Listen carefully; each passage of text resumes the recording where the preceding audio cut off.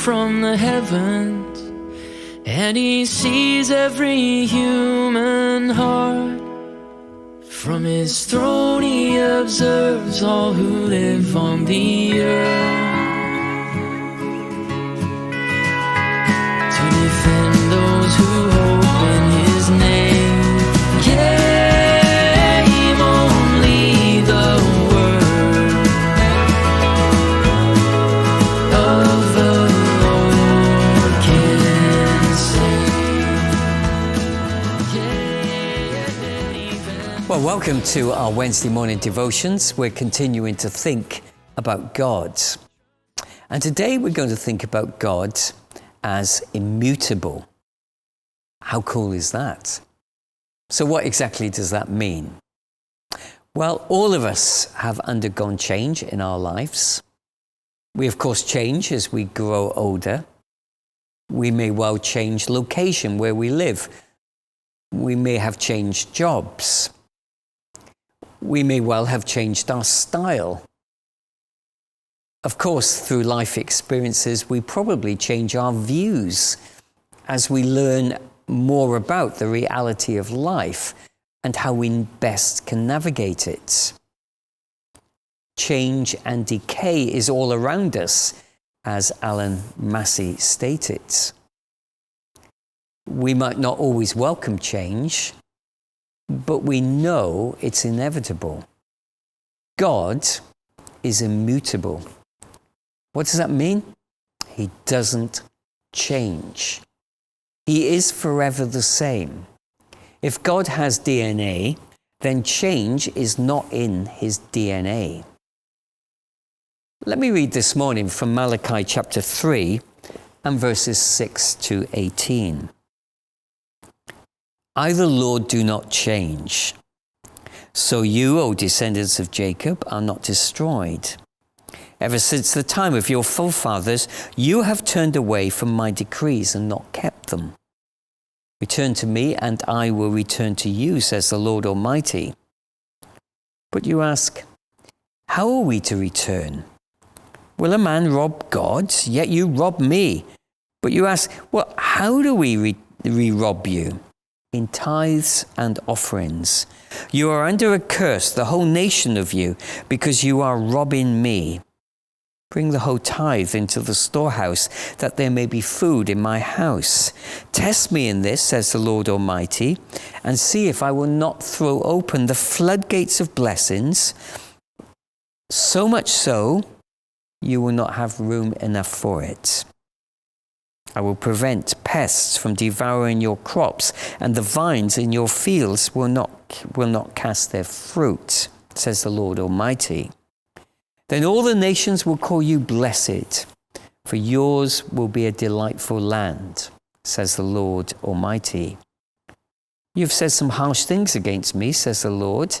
Yet you ask, what have we said against you? You have said it is futile to serve God.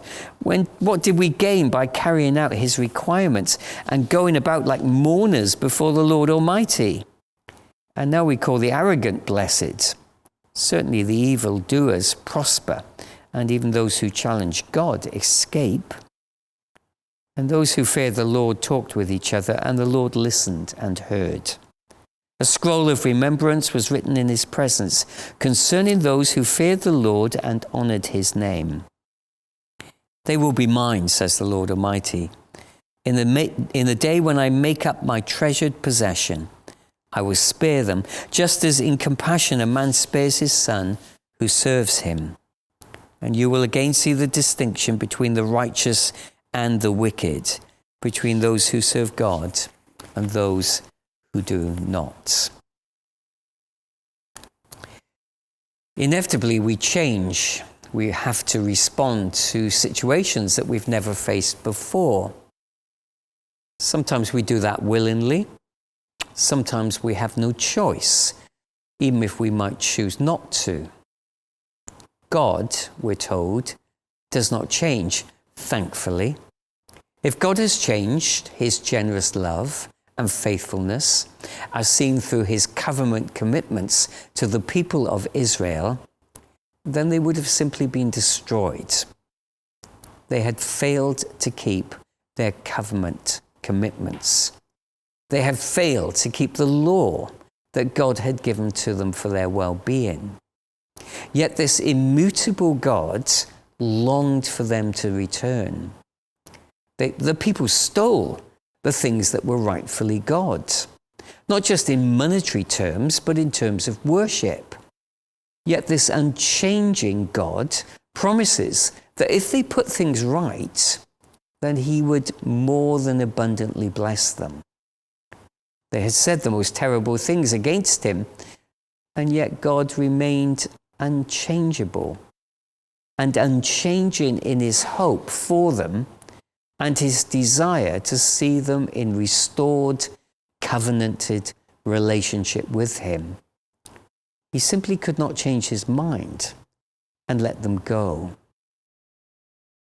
The prophet Isaiah reminded his generation to trust in the Lord forever, for the Lord is the rock eternal. Why should we trust in God? Because he's unchangeable. We can rely on God completely. In a world of perpetual change, where we change and all we value and trust can change in the blink of an eye, God is immutable, beyond reliable. We can trust God for the things that we can make sense of, and we can trust God for the things that we can't. We can trust ourselves, those that we love, our church and our world, to this unchanging God. I don't know if there are any significant changes going on in our lives at this particular moment in time. I probably imagine that there may well be. Well, whatever they are, we can trust God for it. I don't know what challenges and joys this day will hold for any of us, but we can trust God. Today, the tide will change direction, but God will not. Today, someone might prove unfaithful to us. God will not. Today, someone might give up on us. God will not. God is immutable, never changing. And because of that, we can trust him completely and utterly as we go into this new day. 1, 2, 1, 2, 3. For the word of the Lord holds true, and I can trust everything that he'll do, 'cause he loves what is just and all that is good. His unfailing love fills the earth. With a word he painted the heavens, by his breath he breathed the stars. He made the land and seas and set their boundaries. It was all done upon his command. Oh, he spoke and the whole world began.